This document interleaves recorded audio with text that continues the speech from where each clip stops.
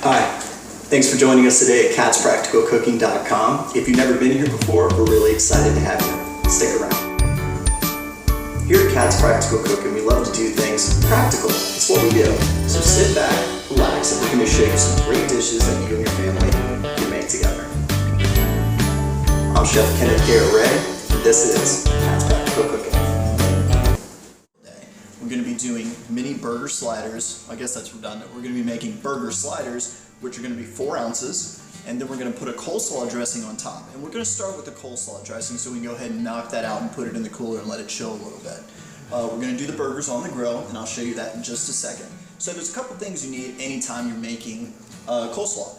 The basics for it are mayonnaise, distilled white vinegar, and sugar. And you can feel free to add a little celery seed into it, dill if you like that. I'm just going to keep it real basic, but what I am going to do is I'm going to add green apples and paper thin white onion. And that goes for the apples too. Those are going to be paper thin. It helps with the context of the dish. It's going to be the sweetness and the tartness really hit each other, and it works really well. So I'll show you that in a minute. So if you come right over here, we're going to go ahead and get this started. Now with the mayonnaise, I've got my distilled white vinegar. I'd like to do 2 to 1. So if you have any matching ramekins, that can be a way to do it. So 2 to 1. So I'm going to go ahead, put my mayonnaise in here.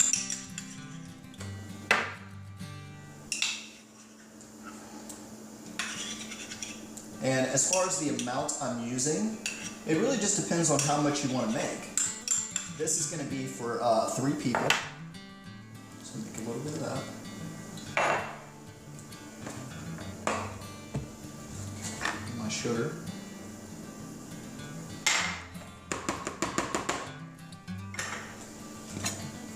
So we're going to go ahead and whisk that.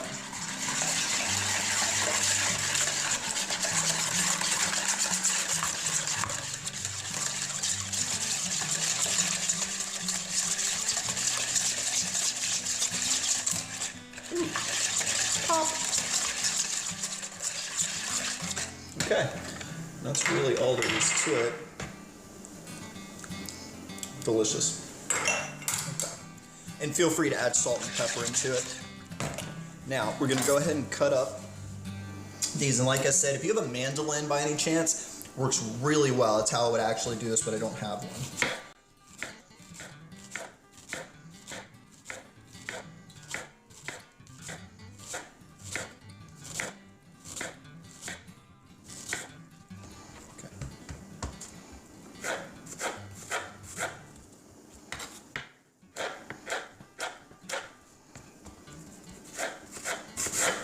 Now, I've mixed these. I'm going to add some Worcestershire into it because this is the burger enhancer. And this is by Lee & Perrins in Worcestershire, or however people say it.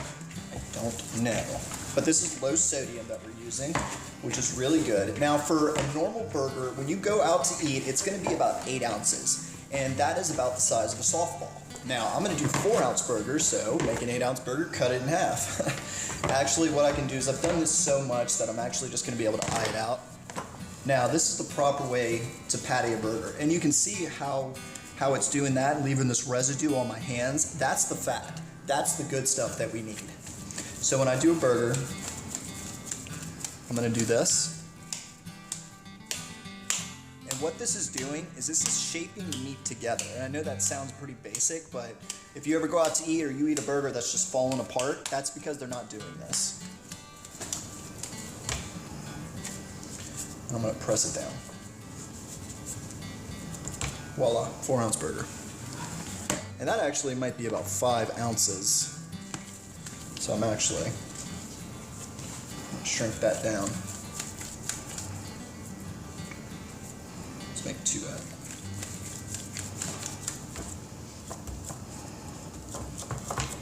Yeah, that's about what we want right there. And now that I've got something to go by, pretty much if you're doing burgers, take your bun, put it over it, not on it because it would contaminate it, put it over it, see how much you need because you want to make it a little bit bigger because it's going to shrink when it cooks.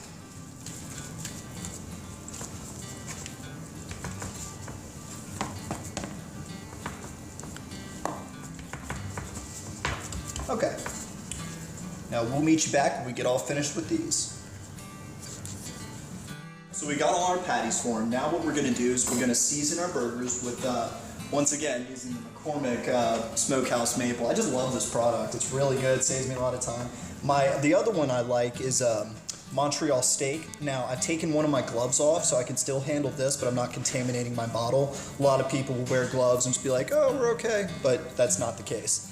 So I'm going to go ahead and give these a nice thick seasoning, because a lot of that is going to cook off when it's on the grill, and we want to lock in that flavor. And I'll do this on both sides. Man, this smells good.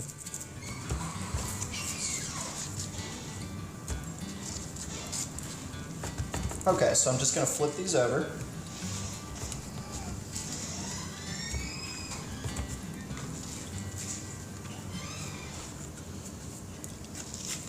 And I'm just going to season these real quick, and then we're going to meet you out on the grill. So let me just do that.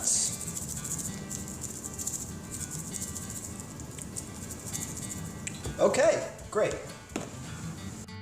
Okay, so we've got our grill going and we've got it nice and heated up, and I don't have it extremely hot. I have it at about medium heat because I'm going to cook the burgers all the way on the grill. So we've got them all nice and seasoned.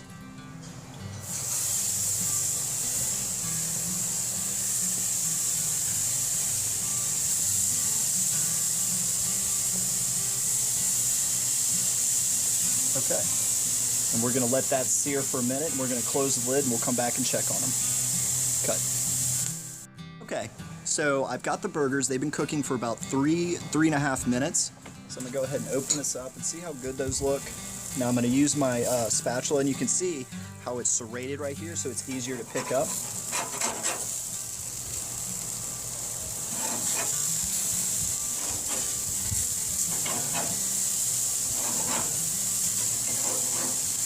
Now, I'm doing these nice and slow. I'm not pushing down on them because I don't want to lose any of the moisture. That's a mistake a lot of people make when they cook burgers. They want to just push them down, and that just lets all the moisture out. Let them go low and slow. They'll be okay. And you can see how the grill is starting to ripple up from the grease hitting it. That's why we have it at a low heat. If it was at a very hot heat, that would just be billowing out of the top, and we definitely don't want that. So we're going to let these cook just a little bit more, and we'll be right back with it. Okay, so our burgers are looking really good. Yeah. And you can see how they've shrunken considerably from what they were.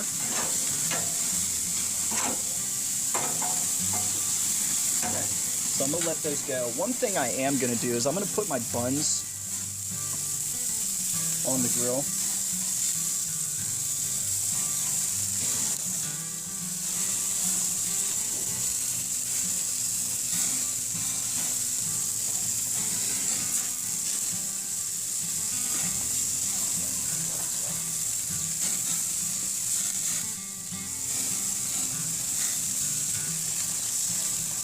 And you want to keep a close eye on these buns, because they will not take long. If you want to put a little butter on them, you certainly can, maybe a garlic butter. You know, just melt that in the microwave. Okay.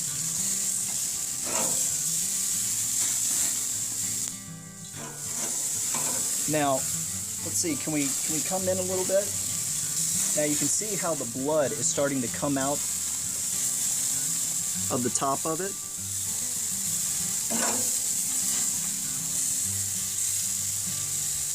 And you can kind of see how that blood is starting to come out. That's how you know that it's cooking thoroughly, and it'll get medium well. And now, if you wanted it medium, you would let this go for about another minute and then pull it off. So we're going to let those go. And I don't want to set this on here because that will contaminate it. Even though we're putting heat on it, it's better to be safe than sorry. So I've got one plate for my buns, one plate for my burgers. See, and those buns are already starting to crisp up a little bit. It just shows you how fast that goes.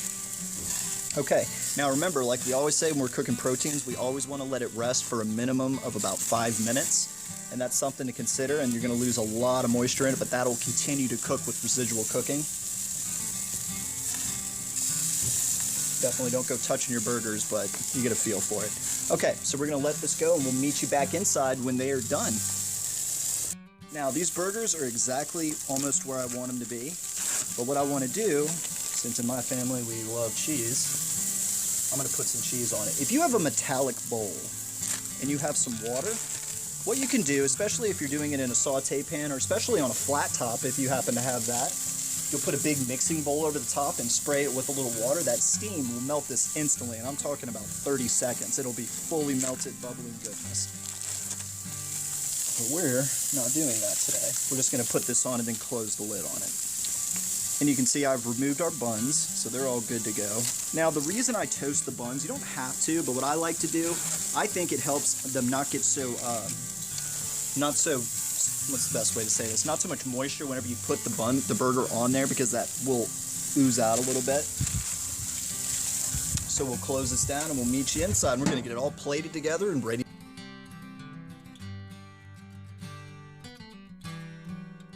Alright, I am very excited to go ahead and plate this up. I love making burgers. As you know, an American, it's something we know and we love, so this is going to be so good. This is how good our burgers came out. They've been resting for a nice little bit, you know, about 3-4 minutes. Now look, if you want a well-done burger, you can certainly push it down if it's well done. And what I'm doing now is I'm just putting the condiments on. This is for all our burgers so we can get them plated up.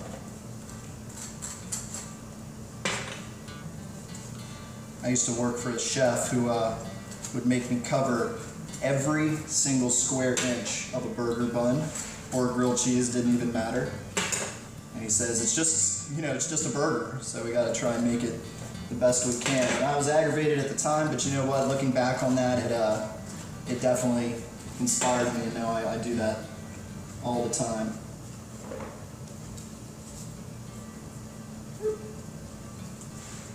And I've changed my gloves. These are fresh gloves. Definitely want to do that.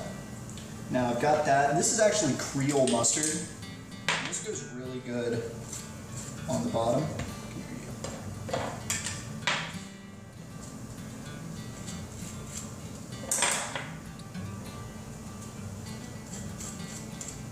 And that does not have to be a lot. You don't want it to overwhelm anything, because this Creole mustard goes a long way.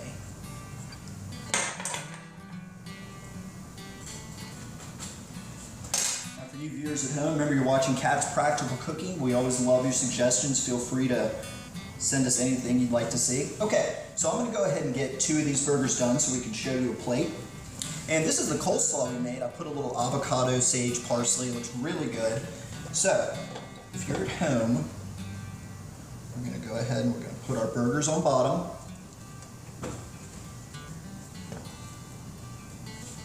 I'm going to do an onion. Sliced very thin. I always like to slice onions thin. I think it's overpowering, especially these are really sweet, so you don't want to lose anything with that. We'll do our tomato. We'll do a pickle. Oop, come here. Come here you go. And remember, I do have gloves on, so it's always safe. And put our coleslaw. And this is the thing a lot of people don't normally do, but you know what? It goes really good on it. So we're going to do that. And we're not going to press. We're just going to lightly put them on top. Just like that. We'll put a pickle spear. I've actually got some avocado, which you could definitely use if you wanted to. I'm not going to in this case. But actually, what I've got, if you've seen our other video, I'm going to put some of that German potato salad on here. And if you want a recipe to that, you can just look at the German web recipe we have at catspracticalcooking.com. We've got a video for that also. So I'll put that. You know what? I'm going to steal you, Sage.